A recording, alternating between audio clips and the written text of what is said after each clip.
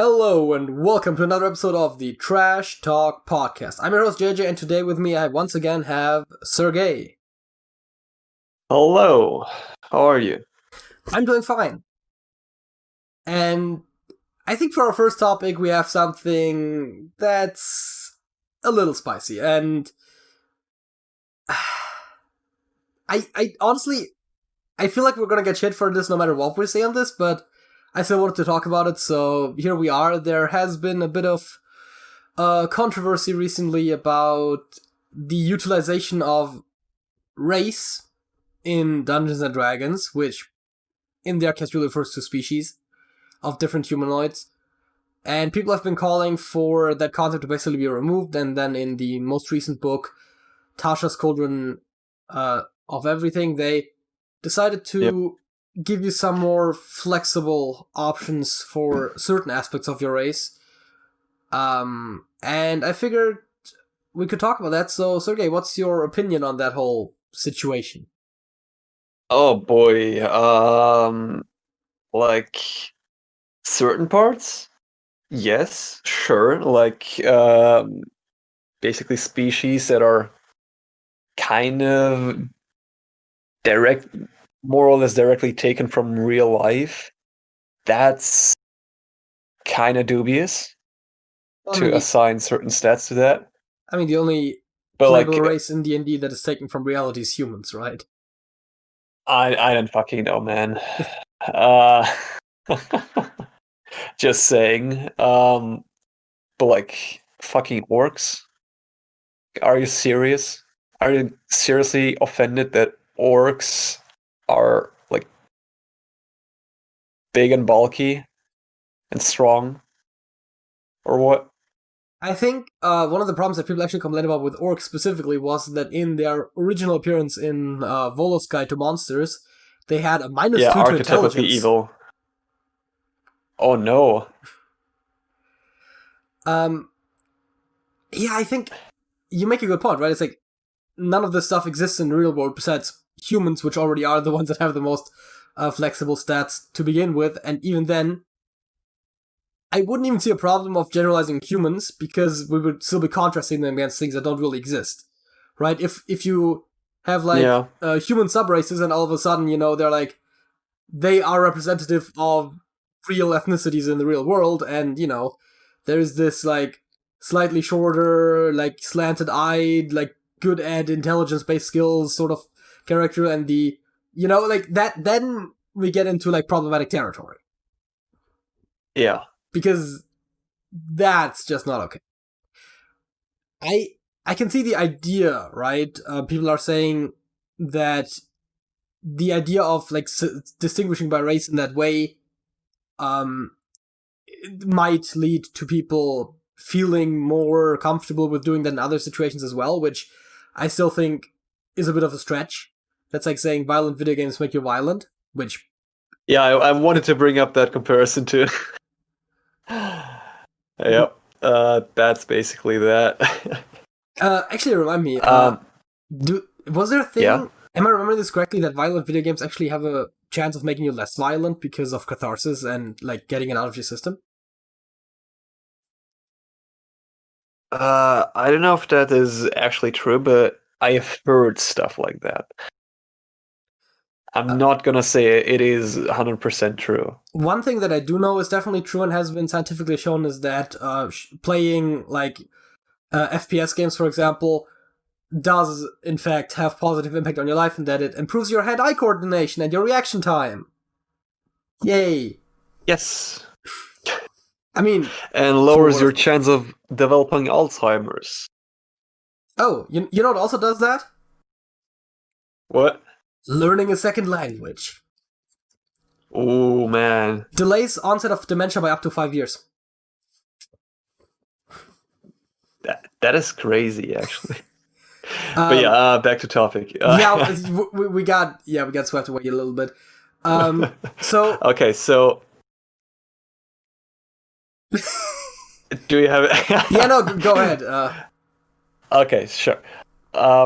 So one thing I actually do find kind of dumb is that certain races are kind of said to be evil by default. And the problem I have with that is that what does evil actually mean? Like, what are you supposed to do? So Good and evil only exists in context. yeah, so there is a couple of things here. First of all, let me actually try and see if I can pull up some. Maybe I can pull up the player's handbook here for some context. But the idea of those races being good and evil is definitely a flawed one. But that is mostly something that you'll see in the monster manual. If you look in the player's handbook, well, I mean, the player's handbook really only has half orcs. Oh, I had my PDF reader open. So, anyways. If you look at any of the races, they will usually say stuff like, where are races? There's elves, for example, not the greatest example, but they say, where is it? Alignment. Elves love freedom, variety, and self-expression, so they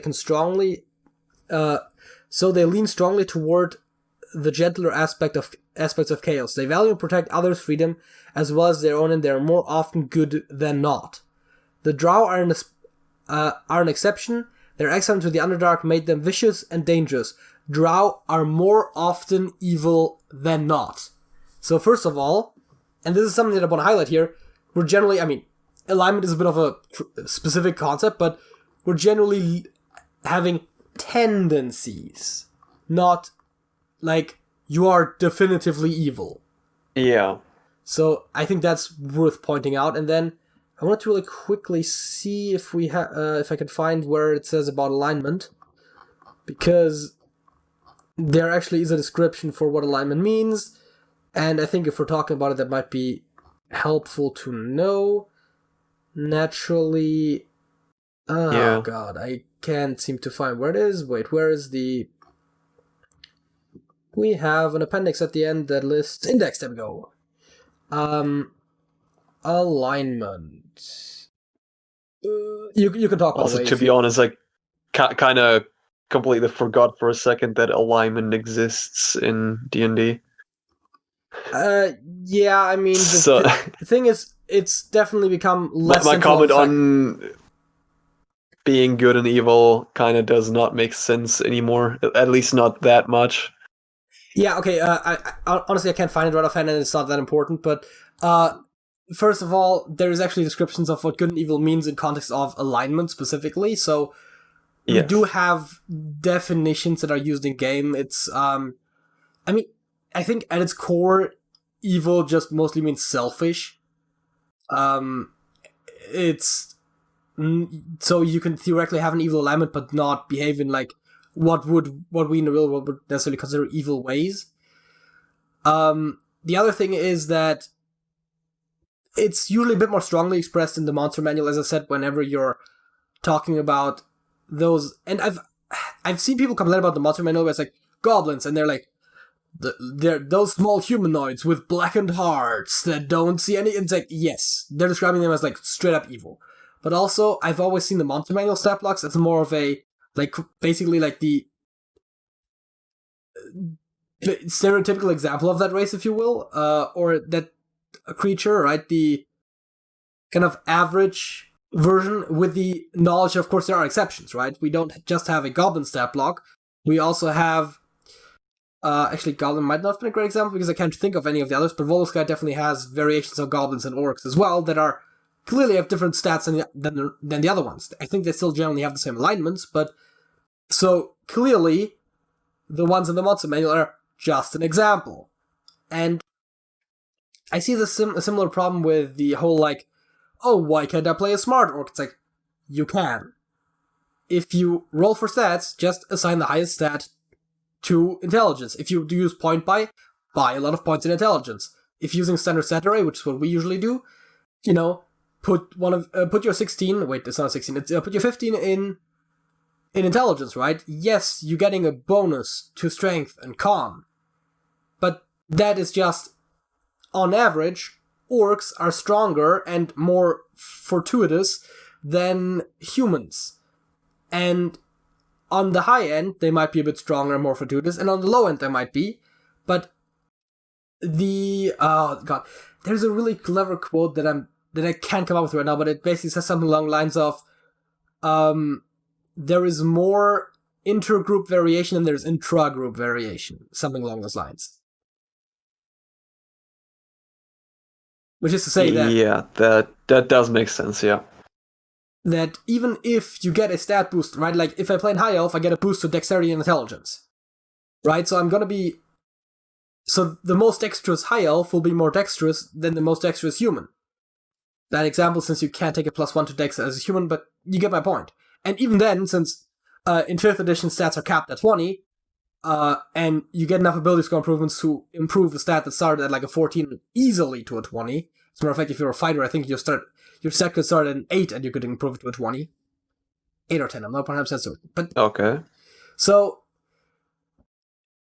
those are really just tendencies, and you could build a character in a way that defies the bonuses, basically, right? I could play my high elf and make him like a barbarian, and I give him strength and constitution, and I put like, center, I put my 14 in strength and my 15 in constitution, and I put like an 8 in dexterity and a 10 in intelligence, and now I have a 10 in dex and an 11 in intelligence. It's like, yeah, it's not as optimal, but it still works. Yeah. So what's always bugged me a bit more on this even is the kind of strict connection between race and, you know what, I'll give you that. Race was an unfortunate word to use. I remember whenever I explained D&D to Alex, he of course instantly jumped on that point, but the connection between race and culture. Yeah. That's one that honestly bugs me a bit more, because not as in like I'm like offended by it or anything, but if I play a dwarf, I'm gonna be good with stonework. If I play an elf, I'm gonna know how to use the typical weapons of elves. I think it was longswords, short swords, longbows, and short bows. And those don't make as much sense to me, right? Of course, if I'm an elf, I'm gonna have dark vision, right? My eyes are very good, I see well in the dark. That's a biological trait. Yeah. So, the kind of, when they conflate culture with your actual biological species, is far more problematic, because if I play an elf that was raised by dwarves, and I play them rules as written, which, by the way, like, basically the first rule of D&D is, play it however you want, if you make some changes to better define your character, then do it. But if I wanted to play an elf who was raised by dwarves for some reason or other, then I will still not get stone cunning, but I will get the elven weapon training, or whatever they call it. Yeah, that is kind of dubious. Does not make a lot of sense. But I honestly don't have much to say about this other than that. Yeah, at the end of the day, it's more of how you flavor your character. Yeah. And I think one of the optional rules in Tasha's actually says you can switch out languages, for example, so that would be a good way to, for example, to represent it, where it's like, okay, instead of speaking Common and Elvish, I speak Common and Dwarvish. Or, funny other way around is when all of a sudden, you get killed and you wake up the next morning and you're a dwarf, and all of a sudden you're, But that's a whole separate discussion. Reincarnation, baby. I forgot that happened. Yep, that sure happened. Yes. That's a good source of humor for us as well. I definitely remember there was one time when one of the NPCs referred to, like, the elf, and I'm like, yes, I am, and, like, here I am, and it's like, looks at the weird dwarf character as, like, an elf standing next to me, and I'm like, yes, the elf, I know, right? Yeah, I mean, if you don't Should play again. Yeah, I know, we haven't in a while. It's such a stereotype, right? Like, oh, hey, D&D sessions, like, once every now and again. Because scheduling. Scheduling, yeah. It shouldn't even be that difficult right now. People aren't doing much in their lives. Yep. Well, do you have anything else you wanted to add about like the races and cultures of Dungeons and Dragons? I don't fucking know, man. The topic seemed as if it had more to talk about. I think one of the problems is Like, that one of the problems with the topic is, and this doesn't really surprise me that much, that we had a very similar opinion. yeah, that we agree too much. And obviously, topics like this could very easily thrive on conflict. If you have any thoughts about race and Dungeons and Dragons, leave us comments, right? That we can have some conflict there, I guess. Civil discourse. Stay civil, people. Yeah, so I think it really boils down to, could it have been handled a bit better in some aspects? Yes, but I don't think it's categorically problematic. I think it's kind of like, if I want to get a bit more controversial, I can draw parallels to real life. And race is a bit of a weird thing because it really doesn't exist. It's really just something we made up because people look a bit different. And there's no huge substantial biological differences. The thing I can think of that works better for me as an analogy, actually, is differences between men and women, which, of course, we don't really like acknowledging that those exist these days, but there are certain tendencies there. And again, the differences between men and women in general are going to be less than between one woman and another woman, or one man and another man, which is the whole, like, within the group there's more differences than between the groups overall, but men, on average, are physically stronger than women. Men have an easier time building muscle mass, because that's what testosterone does. And so, at the top end, men are stronger. On average, men are stronger. Honestly, I don't know anything about the bottom. I would not be that surprised if there is not a big difference, because if you go to the very bottom, that's... I don't know. So, that is a difference, right? So that if you were playing a game and you wanted to codify that, you could do that by giving the men in the scenario, like, a stat boost to strength, whereas the women get something else, right? Women tend to be better with social, with, like, emotional intelligence, like reading emotions, for example, right? I'm not saying that, like, there's this one difference and men are better that way, but, you know, there's things that we, generally speaking, lean more towards, right? So giving the men in the scenario +2 to strength makes sense, right? Because on the top end they're stronger, on the average they're stronger. But you can still use strength as your dump stat and not be particularly strong. I mean, right? Yeah, I'm kind of skimming over the text you sent me about D&D. Yes. There's an entire Wikipedia. Controversies. Yeah, there's, by the way, an entire Yeah. Wikipedia article about controversies in Dungeons and Dragons, because there's been a lot. I still like the Satanic Panic, but that's a whole separate issue, and quite frankly, most everyone agrees that that's behind us. So. Yeah, so it said me that only, like, the 3 last paragraphs are interesting, but just taking the very first one for the Tomb of Annihilation. Oh, right, there was something about representation of African stereotypes, right? Yes. Yeah, Cameron Kunzelman, I think, is how it's pronounced, or Paste, wrote, "It is important to note that the jungles and dangers also have a slight feel of darkest Africa to them. And the Chultan, what is Chult. it? Yeah, the continent is called Chult. Yeah. Yeah, Chultan people are dark-skinned. Yeah. Well, the literary and visual content... Wait. While the literary and visual Sentence content parsing. While the literal and visual content Tomb, Boros, makes for interesting design and visuals, I think Resist could have done more to interrogate those texts that they borrowed from, and now they have a complicated past with general... that's what it said. They have the complicated past with general representation of Africa writ large. Yes. They use Tomb as an abbreviation for the title of the book. Yep. Confused me for a second. Yeah, I noticed. So yeah, that thing is, I think, kind of problematic Yeah. because for me, I too wouldn't be that happy. To be honest, I wouldn't be that angry or whatever either if like I don't know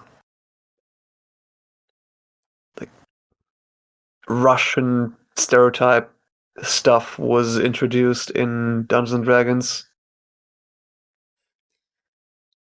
Yeah, okay, Yeah. now I get what Yeah. in the beginning you meant with real life people, right? Yeah, I was Yes. mostly thinking for this topic about the like more current controversy about the actual like playable races, but yeah, the Chultans, and also I think it also lists someone here the Vistani from Curse of Strahd, which I definitely noticed when I read that book. They are, I believe the currently correct way of saying it is pastiches of the Romani people. I think, you know, I don't know, man. we used to call them gypsies, but apparently that's not okay anymore. So there's that. Which those sort of like stereotypings, I can see how people have problems with that. And it's a bit of a problematic situation, right? Because I don't remember. I think Troll used to exist before, but I definitely know that Barovia and Ravenloft in general, as a setting, have existed for a long time. And so you're writing about characters that have been created a while ago with in a time where those weren't really seen as problematic. But now you have those problematic characters, but you also want to reuse that setting. And now you have this conflict between like staying true to the source material and also trying to avoid some of those problematic stereotypes, which is a bit problematic. Yeah. Oh yeah, right. Um, by the way, the Wikipedia article that we referenced says, to the point that I just made, that includes racist portrayals of a people known as the Vistani, an in-fiction analog to the Romani people. Actually, that's all that said. Great. Yeah, so they are pretty much every stereotype you can think of, right? That one of the things that they do literally is, which I don't even think necessarily is a stereotype, but they kidnap people and bring them to Barovia, which is not exactly a positive portrayal. And then they travel around. They have like tarot card readers, which I'm not even sure if that is a correct cultural association, but there's definitely a lot of stereotyping going on with those sort of like mischievous traveling folks. Yeah. And again, it's a difficult topic, right? There's also a paragraph here where they talk about how certain older products that are clearly inspired by certain inspired by certain cultures that they wrote back in the day now get add a disclaimer whenever they resell them in digital versions, like what was the setting called, Al-Kazim or something, the like Arabian Nights setting for Dungeons and Dragons, which is, I mean, it's just what it says, right? It's Arabian Nights. It's all about like living in the desert, and there's like genies, and Alibaba and his 1,000 bandits or whatever the fuck that one was. Yeah.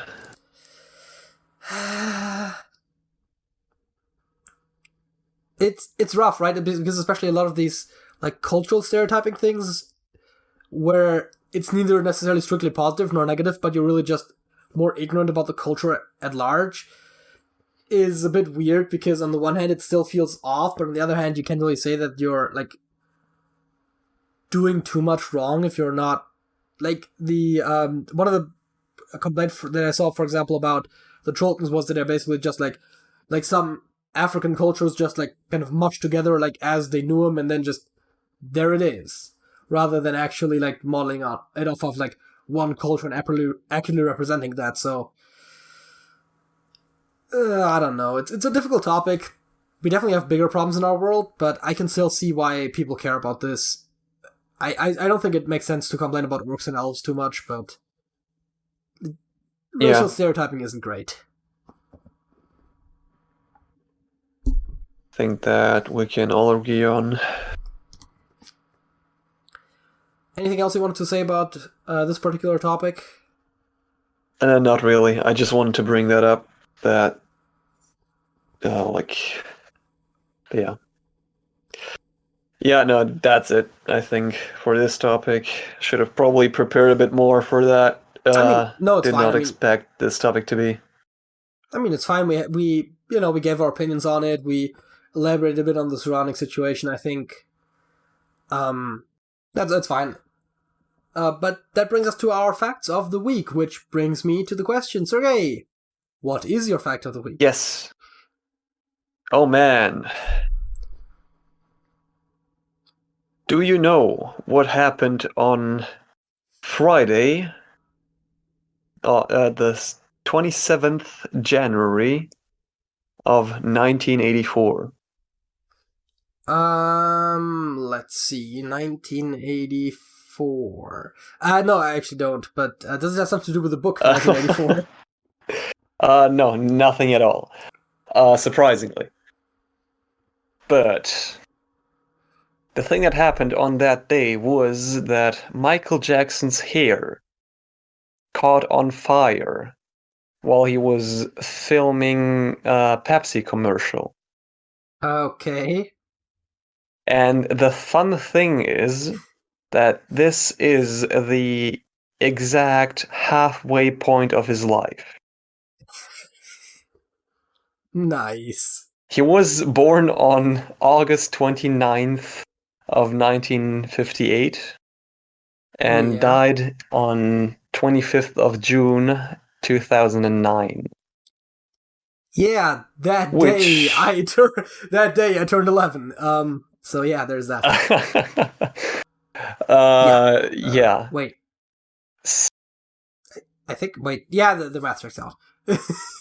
So yeah, that's what was it? Round about 18,000.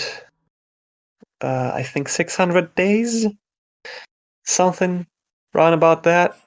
Or 900, I don't know. And if you divide that by 2, you get Friday, the 27th of January, 1984. Crazy things happen, man. That is actually kind of interesting. So are you familiar with like the concepts of partner cities or paired cities whenever, one town partners up with another town, usually from another country, just kind of randomly? Yeah, I've heard of it. But by the way, small side fact, there is, I think our partner town around here has a sign, I think, at a town square where it literally points in the direction of that town, which is, I think, somewhere in England.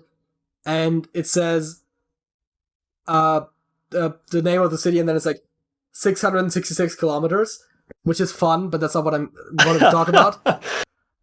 Nice. Wait, actually, would it be England then? I don't know. Point is, there is a town by the name of Dole in Perth and Kinross, Scotland, that is paired with Boring, Oregon, USA.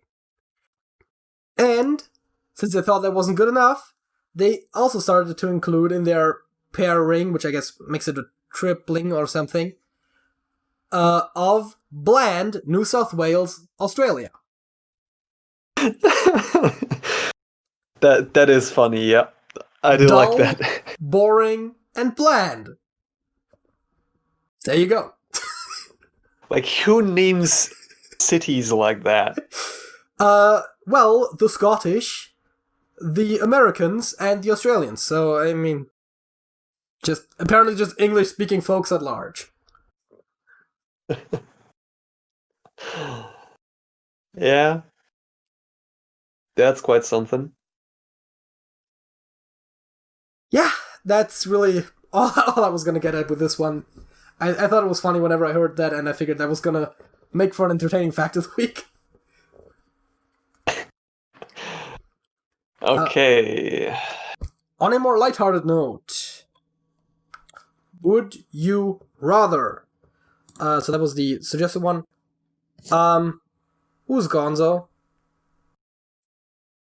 Is it also like a Sesame Street character? Should I know this? I don't know, man. Well, anyways. Would you rather have holes put through both hands and both feet via nails and a hammer, or go for 40 days in the desert without food? Have we not done this before? I feel like we've done this before.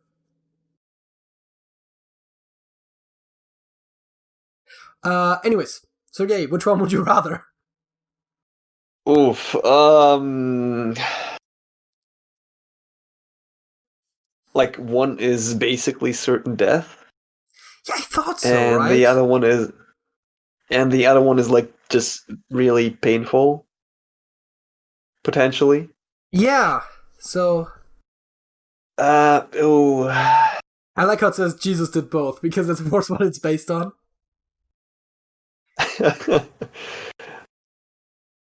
The best part is one of my favorite biblical characters came about and offered Jesus some food, but then God said, no, you can't take it, and then, he didn't take it. So, Anyways, happens. Which one would you choose?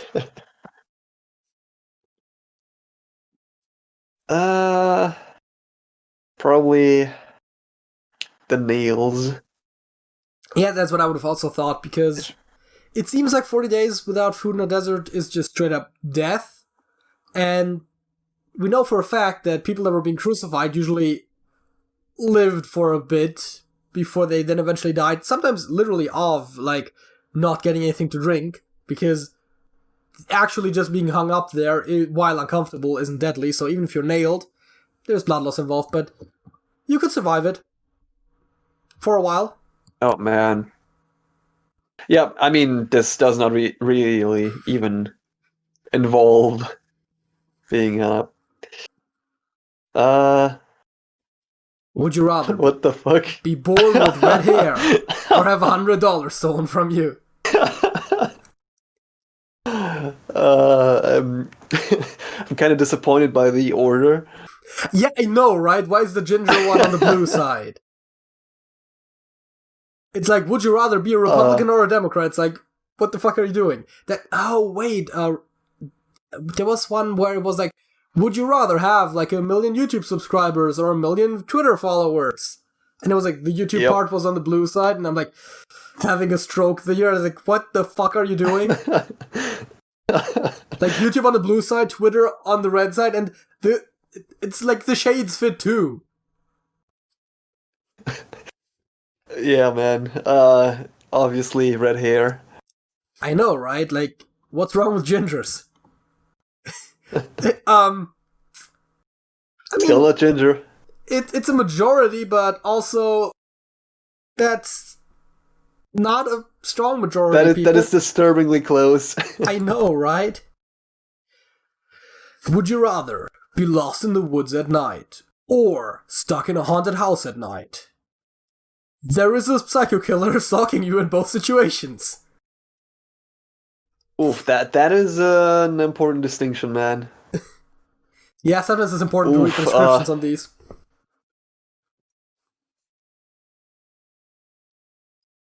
Only woods. Easier to hide, I guess, and run away. Yeah, I would think so. Here's the thing. I think it depends on if you want to run and hide, which, I mean, again, not particularly physically strong and whatnot. Not in great shape myself. Yeah. So that's my strategy. If I would fight back, I might choose the haunted house, because it seems like there will be more improvised weapons lying around. Yeah. 71%.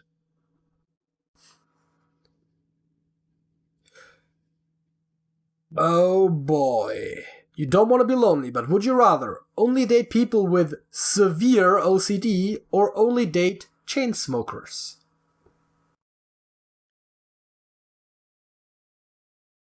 Huh. Can I just stay single? Yeah, Because the problem with severe OCD would be like major annoying. Yeah, but um, chain smokers are not good for my health. Yeah. I think I'd pick OCD, but that seems like a very debilitating thing to have. I think you theoretically both of those could be something that you could work on, but I guess I'd probably choose the chain smokers, because you can theoretically, or not theoretically, but like practically get them to stop doing that. There are treatment methods for that. I mean there's treatment methods for both, but yeah, Yeah, like the more effective one is yeah, that's true. by far. Yeah. Would you rather get 4 hours of sleep per night or get 15 hours of sleep per night? Oh man, if I can get 15 hours of sleep per night, that'd be something. Yeah, I mean, Considering night is usually not 15 hours long. you get the point. Yes, I know. Also, we're very close to winter solstice, so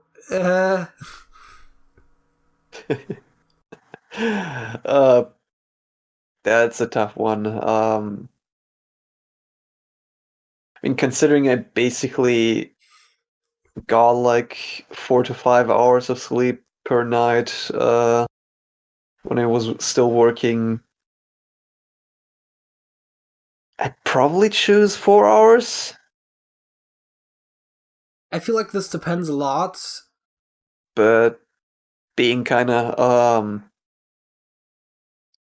without a job, I feel like 15 hours is more appropriate, so I'll pick that.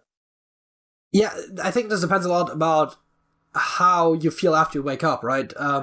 If we're just assuming that you're kind of like like your needs for sleep are as they would be, I don't know how for long term going on only 4 hours of sleep, which is about half what you're expected to need as the average person. I feel like sometimes I need more. Would do to your health, right? That seems like a big problem. On the other hand, It is not good. on the other hand, Major health complications if you sleep 15 down hours the every line. night, you're not going to be able to get much done with your life. I think I would choose 15 just for the health benefits, but I want to say that this also depends a little bit on if you have to sleep them in one chunk, because at least when it comes to REM sleep, if you actually portion it out, you can get almost all of your REM sleep with just 4 hours or even less. But per night, I would think is in one piece. So I'm gonna go with 15, but neither one seems good.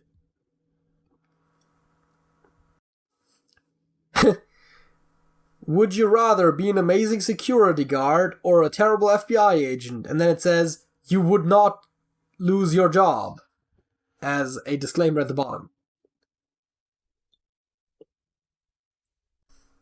Man, security guard seems like a chill job, not gonna lie. Yep. And Not. being amazing at it just adds to it. Also, the other thing is, Oh, I'm sure FBI also is a lot more paperwork than like what like Hollywood would make you want to believe. But it still seems like the more dangerous profession, especially if you're bad yeah. at it. Yep. It says you would not lose your job. It doesn't say anything about losing your life. So yeah, I'd also go with the amazing security guard. Nice. Nice.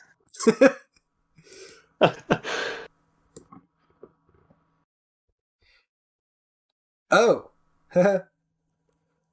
Oh, Would you easy choice, rather man. live forever, in parentheses, or until the end of the universe, or die right now with no afterlife? You couldn't die until every other human being died, or you would die right now and have no heaven, hell, next life, whatever. Wait, so which one is it? That's the question, right? Because if it is until the literal end of the universe, I would choose die right now, obviously. If it is basically just die alongside the last human, then that's a worthy consideration. Yep. Because the worst thing for me about living forever is just the millions of years of isolation.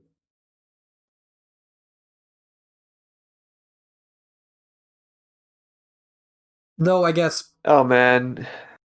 As soon as people find out that you're immortal, that's also not gonna be fancy. That's a good point. So yeah, easy choice there. Die right now. Okay, I can see your arguments. I'm not opposed to immortality as long as it's not the kind of immortality where you're literally floating in space until the universe dies, because that's horrible.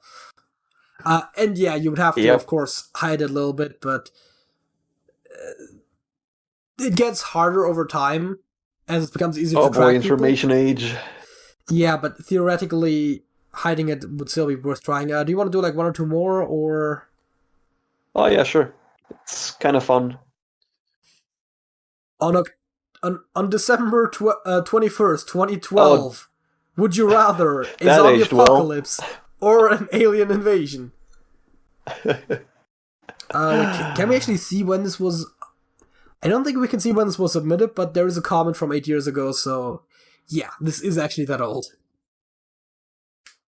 Oh man, one of them I would guess is much easier to survive. I would think so.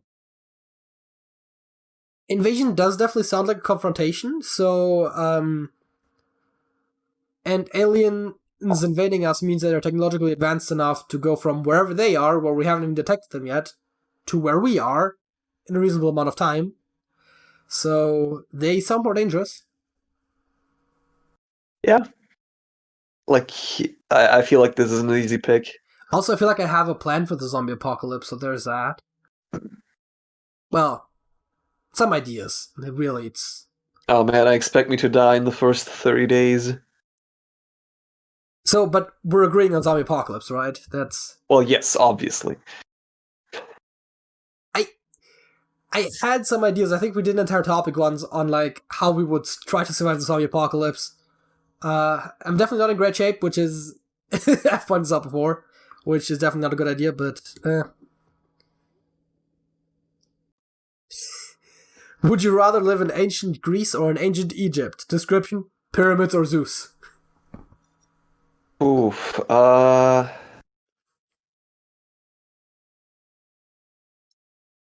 feel like they had less health-related problems in Greece back in the day. Oh, did they? I don't even know that much about, like, health problems in ancient Egypt.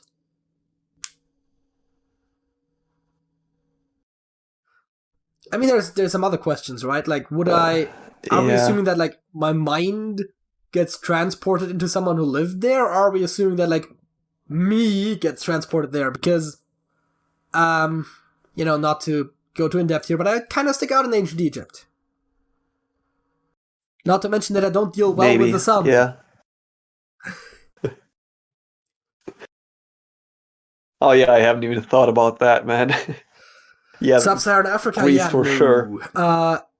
Yeah, I think I would say Greece based on that, but otherwise, all things being equal, I don't think I have like a hugely strong tendency, so probably Greece.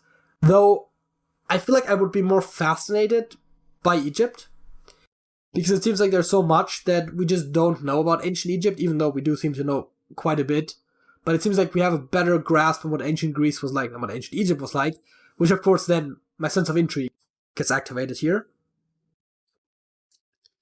Yeah. But I would definitely fit in better in Greece. Not to mention that just like sitting around and having a think was very highly admired, so I could be a Greek philosopher.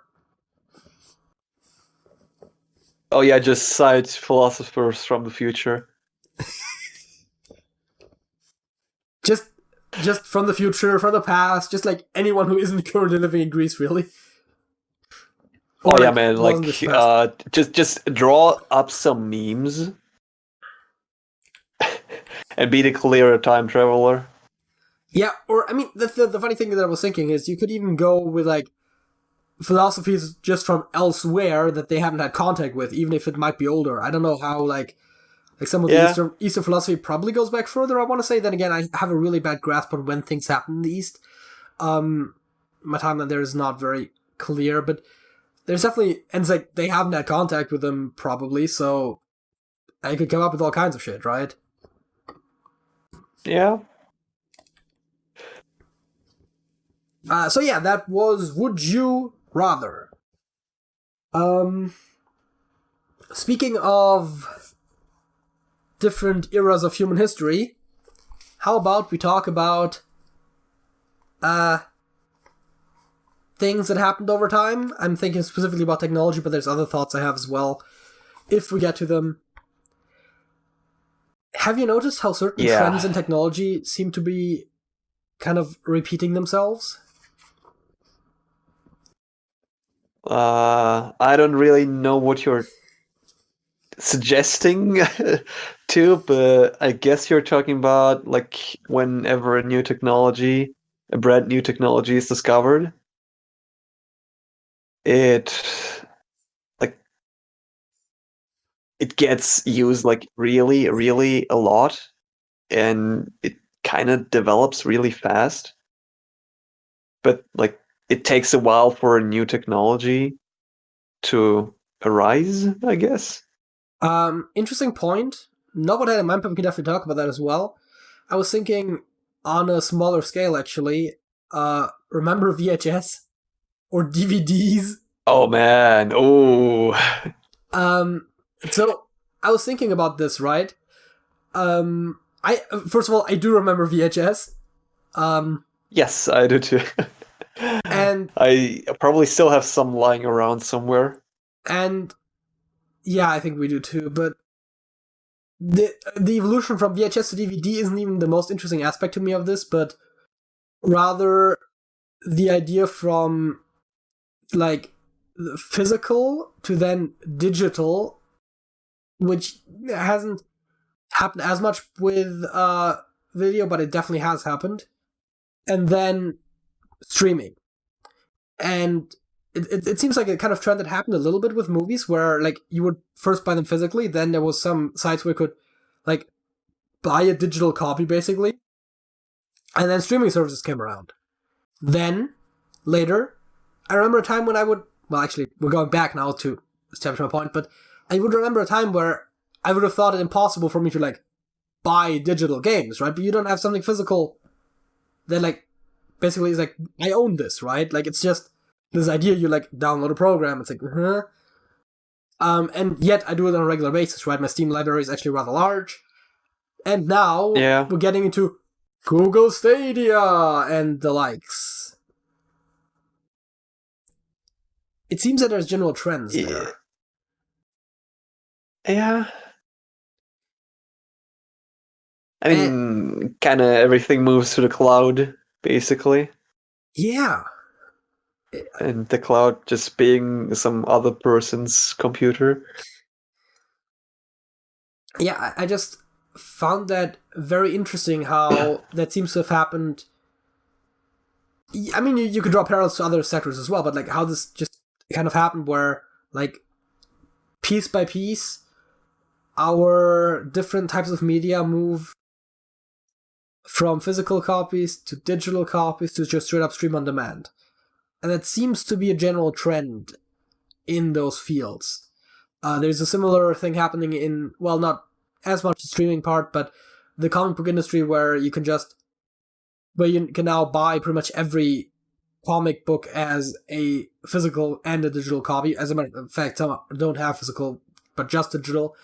And then you have services like Marvel Unlimited and DC Universe where you can just read, like, you just, as like a subscription service where you can read all sorts of comics, usually not like the brand new ones, but the sort of trend there where we go from like buying a physical copy, buying a digital copy, subscribing to a streaming service that then just covers everything.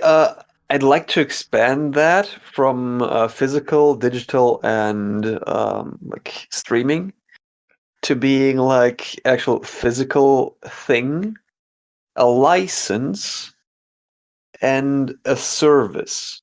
Yeah. Or a service subscription, actually. How come if Because you... then you can also kind of apply that to, like, for example, cars. Oh, God. Yeah. That's gonna be the future, by the way. Like, I mean, back in the day, but also still now, it's not really that uncommon still. You can buy a physical car and own it completely. But you can also kind of just get kind of the right to drive a certain car without actually owning the car. I mean, yeah, It's kind of not really that common, but that it concept exists. to some degree, that concept has existed for a while, but it seems that Yeah. we're moving more and more into that direction with this sort of like electrical car brands like Tesla, where they look at their products very differently, right? There is I remember there was a thing not too far in the past where Tesla was basically having you pay for additional features in your car, which generally isn't a new idea, right? Like leather seats, like AC, right? That sort of stuff. But what Yeah. they had was like straight up like the ability to have a higher top speed and like certain other features that were all controlled by software at the end of the day, right? They weren't putting extra stuff in your car. They were just unlocking software. And then you only own a license to at least those parts, which means if you resell the car, you're not allowed to resell the license. So the new owner would have to buy all of those add-ons again. Yep. And there's also stuff like actually buying a car service where you can, like, these share car services where there are like a couple of cars around town and you can just get one, whichever one is the closest to you, drive around with it, park it somewhere else, leave it for someone else. I think that sort of stuff. Yeah, I think that right now happens more so with like those smaller electronic scooters within cities, but it definitely is a concept that also exists for cars. I think with the increase in like self-driving car technology, that could become a far bigger market because the idea of basically just like scheduling a car, like, oh, I need to get to work and I know already when, right? So I'm gonna have this car show up at my doorstep at 7 a.m. tomorrow morning, and then I'm gonna take the car to work, and then after I get out of the car, it basically drives off on its own to the next person that needs a car, probably to get to work an hour later. So that sort of concept is definitely something that I think we're gonna see once cars can move without a person in them. Yeah, that's gonna be awesome, man. And the question is that gonna be something that really eats into like car ownership? Or is it more something that's just gonna replace taxis? Which, I mean, we're already doing that to some degree with like Uber and Lyft and whatnot. Ride-sharing apps, if you will.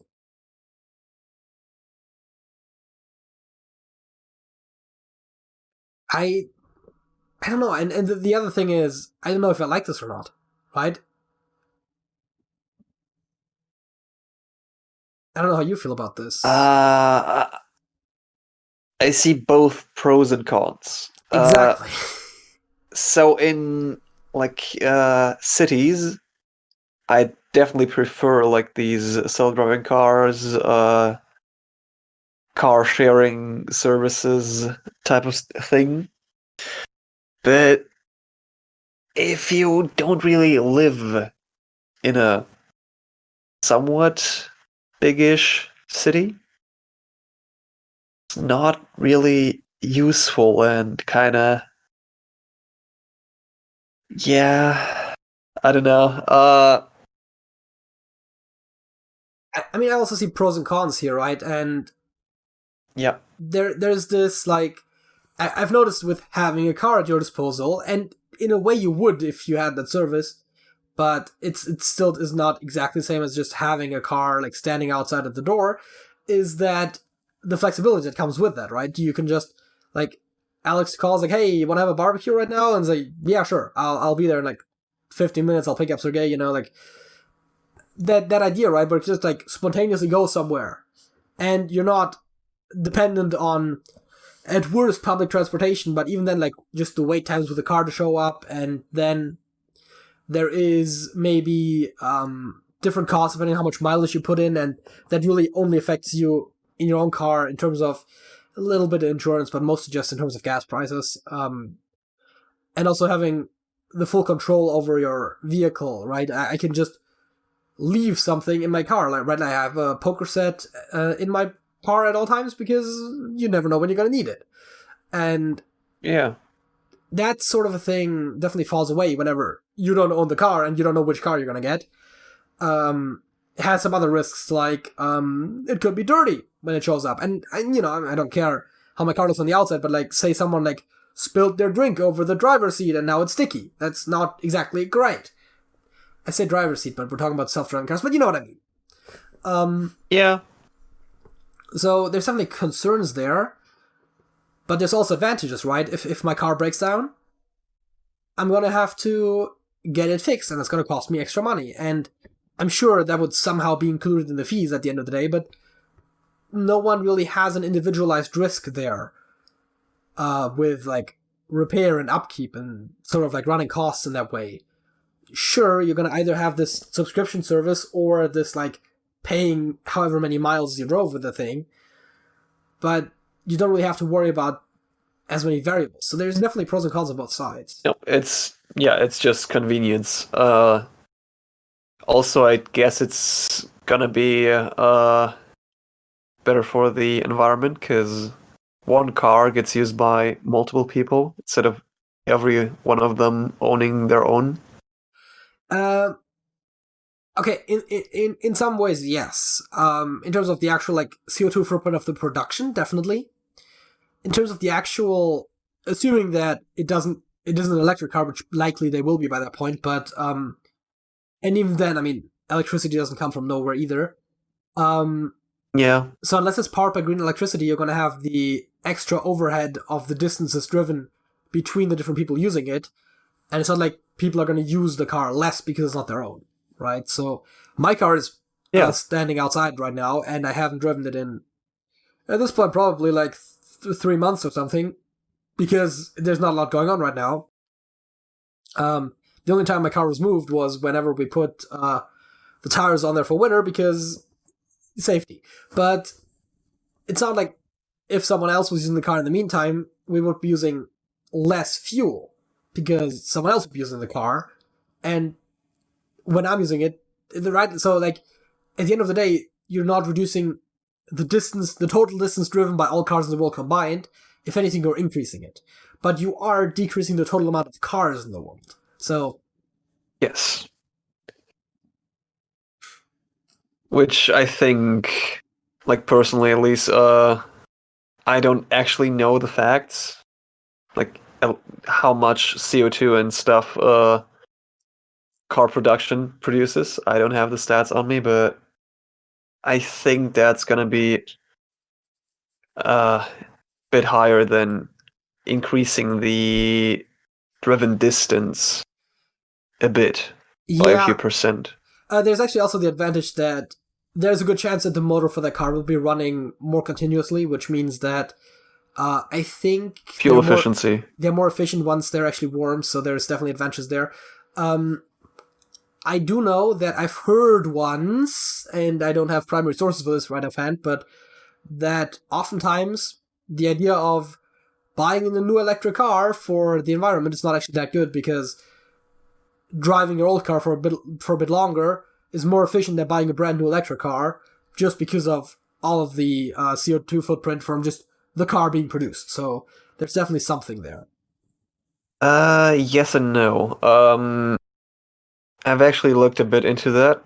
How much it actually weighs on the environment of producing a new electric car. And it is actually not as bad as some people make it out to be. Yes, the car is gonna have a bigger footprint on the environment for a few years. But at least in Germany, where we have, what is it, like quite a good amount of green energy Yeah, that's definitely a big factor. in our electric network. Yeah. Yeah, it is gonna be dependent on your region. Because It is gonna outrun the normal, like a normal car with environmental aspects in like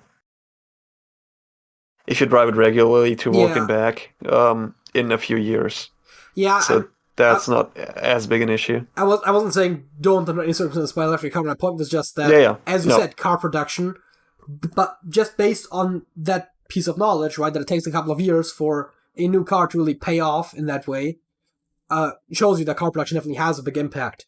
Though, frankly, cars are not my biggest concern when it comes to environmental impact. That one probably goes to planes. No. To planes, really? Well, at least when it comes to transportation, those are definitely by far the worst. Okay, yes. Yeah, okay. Generally, I definitely have some or maybe big tankers. Yeah. I mean, there's definitely a lot of shit. At the end of the day, what you as an individual do to help the environment is nice and all, but it's not going to make nearly as much of a difference as actually having good restrictions on corporations. But that's a slightly separate issue. Yeah. Agriculture, man. Yeah, man. I'm telling you, all those cows, that's the cow farts. No, actually, cow burps. That's the worst thing. I don't think it's the actual worst thing, but it's definitely a surprisingly big factor. Like, really surprising how big of an impact that it really is. Yep. But yeah, you mentioned a while ago, by the way, that the idea for the cars to just scoot around between people would be good for bigger cities. I would recommend bikes, but that's as in bicycles. But that's yeah. That's a separate thing. I also kind of prefer that, to be honest.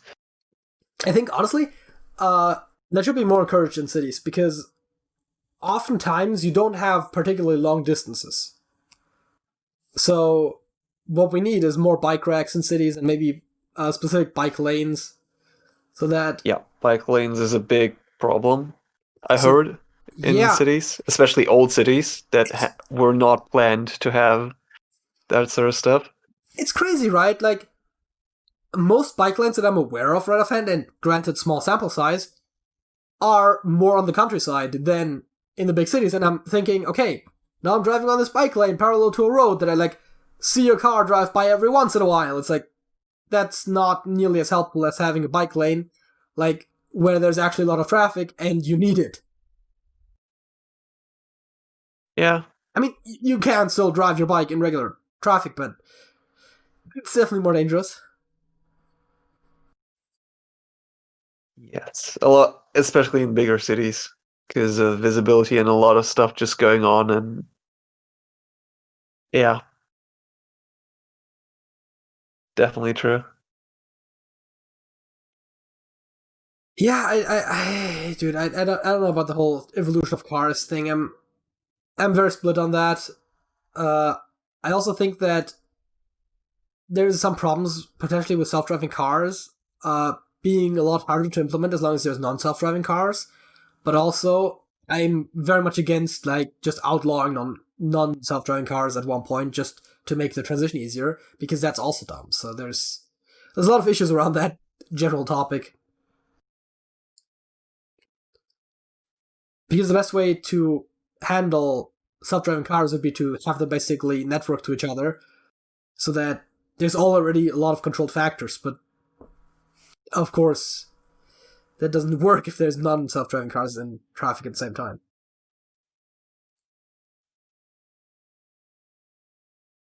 Sergej, are you still there?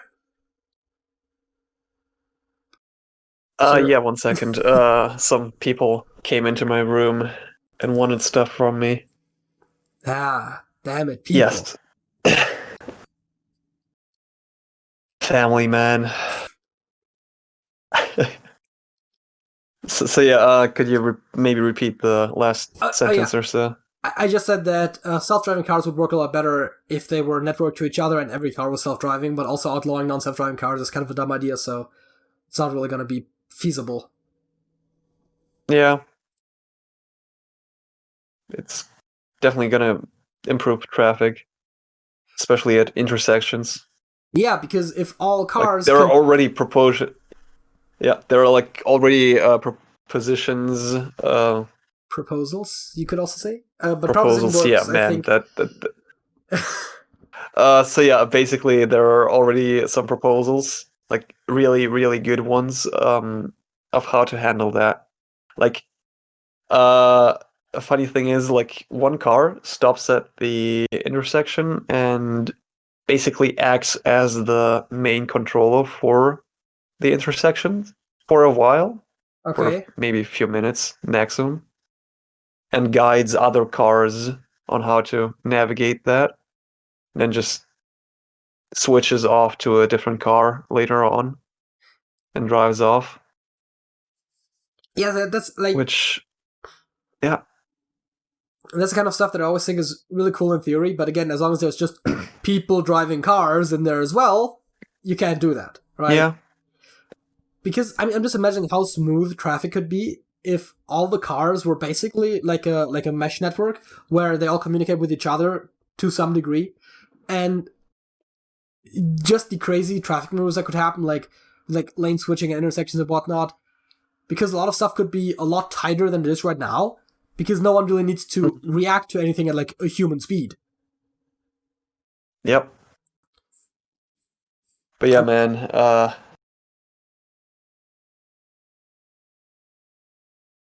yeah, no, I forgot what I wanted to say. Fuck.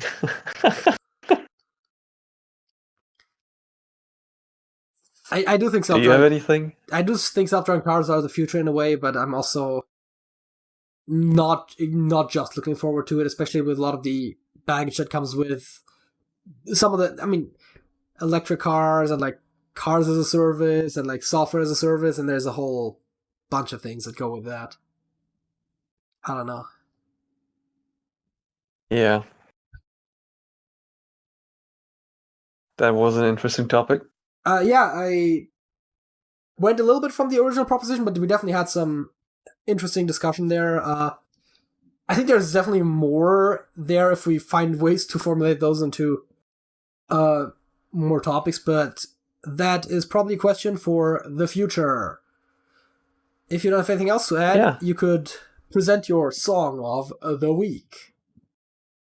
Oh man, I'd love to. So my song of the week, still sticking with Russian songs. Ah, great! I won't understand a Alex word. can expand his playlist.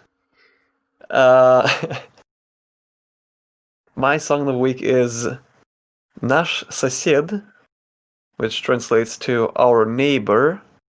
Okay. From Edita. I don't really know how to pronounce the last name, but I'm gonna try. Piecha. И грустить от разных бед. В нашем доме поселился замечательный сосед. Мы с соседями не знали, не верили себе, что у нас сосед играет на кларнете и трубе.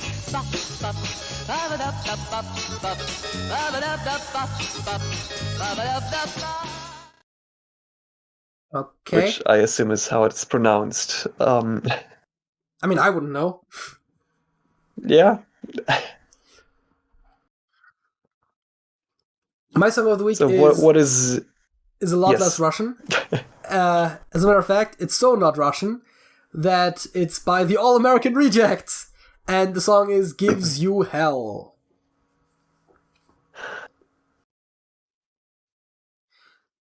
And yeah, you know, if you enjoyed this video, I think that's it, right? Gotta do the out. I gotta do like all the Yeah, like, you know, come on, yeah. give a like. Let us know what you think about self-driving cars in the comments below. Subscribe to the channel. This is TrashcanTV specifically, so check that out. And that's it. That's it.